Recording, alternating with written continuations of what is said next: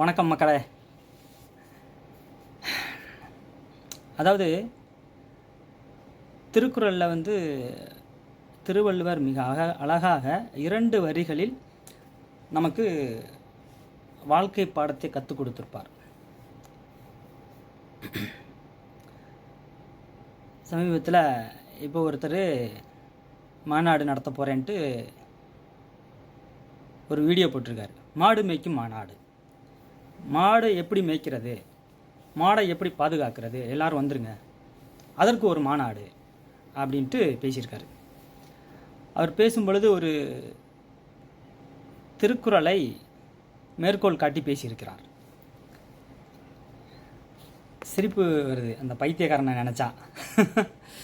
அதாவது, கேடில் விழிச்செல்வம் கல்வி ஒருவருக்கு மாடல்ல மற்ற எவை. அந்த திருக்குறளுக்கு அழகான விளக்க உரையெல்லாம் நிறைய அறிஞர்கள் கொடுத்துருக்காங்க. எப்படி கொடுத்துருக்காங்க? நமக்கு பள்ளிக்கூடத்தில் படிக்கும் பொழுது எப்படி சொல்லியிருப்பாங்க?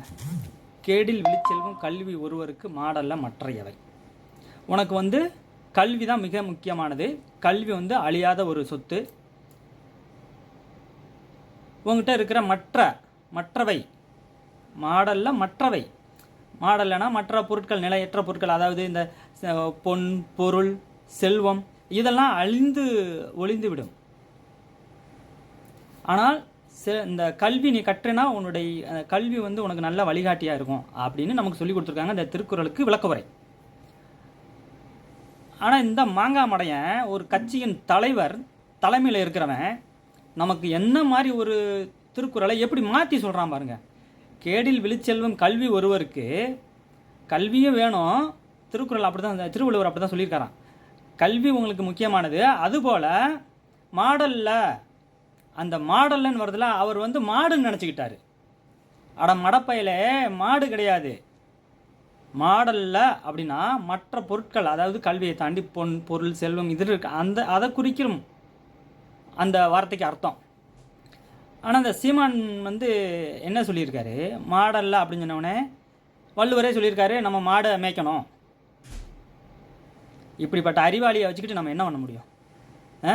இவெல்லாம் ஒரு மாநிலத்திற்கு முதலமைச்சரானா நாடு கண்டிப்பாக குட்டிச்சவராக போகிறதுக்கு மிகப்பெரிய வாய்ப்பு இருக்குது.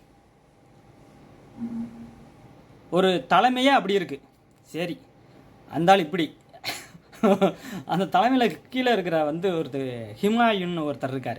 ஹிமாயுன் அவர் பெரிய பிடுங்கி மாதிரி மேலே நின்று பேசுவார். அவர் என்ன பேசுகிறாருன்னா, எலுமிச்சம்பழத்துக்கு எப்படி பேர் வந்தது,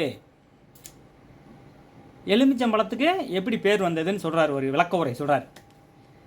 எலி மிச்சம் வச்சுட்டு போனதுனால அந்த பழத்துக்கு பேர் எலுமிச்சம்பழம்ங்கிறாரு.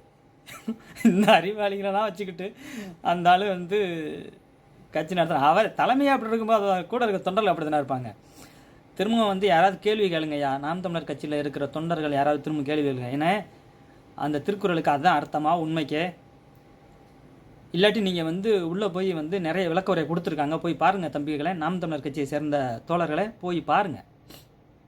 உங்கள் அண்ணனுக்கு எடுத்து சொல்லுங்கள், அது தப்பான ஒரு விளக்க உரை சொல்கிறீங்கண்ணே அப்படின்னு சொல்லி எடுத்து சொல்லுங்கள். மாடு மேய்க்கிறதுக்கெல்லாம் மாநாடே தேவையில்லை. நமக்கெல்லாம் மாடு மேய்க்க தெரியும். எனக்கெல்லாம் நான்லாம் என்னோடய ஸ்கூல் விட்டு முடிஞ்சவொடனே 6ஆம் வகுப்பு 7ஆம் வகுப்பு 8ஆம் வகுப்பு படிக்கும் போதெல்லாம் எங்கள் வீட்டில் மாடு இருந்துச்சு. பசு மாடு இருந்துச்சு, எருவு மாடு இருந்துச்சு. ஸ்கூல் விட்டு வந்தவுடனே மாடு மேய்க்க போகிறது தான் வேலை. சனி ஞாயிறு லீவுக்கும் மாடு அவுத்துக்கிட்டு என்னெல்லாம் எங்கள் வீட்டு எருவு மாட்டு மேலே தூக்கி உட்கார வச்சுருவாங்க எங்கள் மாமா அவங்கலாம். அப்போ நான் சின்ன பையன்தான். அப்படியே போய் மாடு மேய்ச்சிக்கிட்டு இளந்த பழம்லாம் பிடிங்கி சாப்பிட்டுக்கிட்டு அது ஒரு காலம். மாடு மேய்க்கிறதுக்கு ஒரு மாநாடா? சரி இருக்கட்டும். என்ன இந்த ஆள் அப்படி, இந்த ஆள் ஹிமாயின் எலுமிச்சை பழத்துக்கு விளக்க உரை கொடுத்தவர். அதேமாதிரி இப்போ சமீபத்தில் அண்ணன் சீமான் அவர்கள் ஒரு விளக்க உரை கொடுத்துருக்காரு முருகனுக்கு. சிரிப்பு தான் வருது. முருகன் எப்படி பேர் வர்றதுக்கு காரணம் என்ன அப்படின்ட்டு. அவர் ஒரு முறுக்கா இருந்ததுனால முருகன் பேர் வந்துச்சான். முறுக்கா இருந்ததுனால முருகன் பேர் வந்ததில்ல. நல்லா தெரிஞ்சுக்கோங்க. முருகு அப்படின்னு ஒரு பேரில் தான், முருகன் என்ற வார்த்தையில் தான் மருவி முருகன் பேர் வந்துச்சு. முருகு என்றால் அழகு, இளமை அப்படின்னு அர்த்தம். முருகனை பார்க்கும் பொழுது வந்து அந்த தோற்றத்தோடு இருப்பார். அந்த வந்து ஒரு ராஜ அலங்காரம் பண்ணி வச்சுருப்பாங்க பார்த்தீங்களா. அப்போ பார்த்தீங்கன்னா அவர் வந்து அவருடைய முகம் வந்து அந்த ஒரு அழகாக ஒரு இளமை போல் தோற்றம் அளிக்குதுல்ல. அதனால் முருகு அப்படிங்கிறது தான் அவருக்கு வந்து முருகன் பேர் வந்ததுக்கு காரணம். ஆனால் சீமான் சொல்கிறது முருக்காக இருந்ததுனால தான் முருகன் பேர் வந்துச்சு தான்.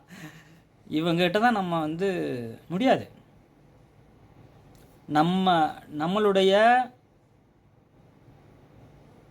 பகுத்தறிவை நம்ம சிந்திக்க விடாமல், செயல்படுத்த விடாமல் இப்படிப்பட்ட ஜந்துக்கள் வந்து பேசுவாங்க. அதை ஏற்றுக்கிறாதீங்க. வந்து அவங்க பேசினாலும் கூறினாலும் அதற்கு சரியான விடை என்ன அப்படின்னு சொல்லி தேடி பாருங்கள். 1க்கு 2 தடவை 3 தடவை ஏதாவது புத்தகங்கள் இருந்தால் தேடி பாருங்கள். இல்லாட்டி வந்து கூகுள்லேயே வரும், போய் தேடி பாருங்கள். சீமானை நினச்சா சிரிப்பு தான் வருது. சீமான் தம்பிகளை நினைத்தால் அதை விட சிரிப்பு வருது. பார்ப்போம் மாநாட்டில் என்ன பேசுகிறாருன்னு. நன்றி தோழர்களே. அதாவது கேடில் விழிச்செல்வம் கல்வி ஒருவருக்கு மாடல்ல மற்ற எவை. கல்வி தான் மிக முக்கியமானது. கல்வி அழியாத ஒரு சொத்து.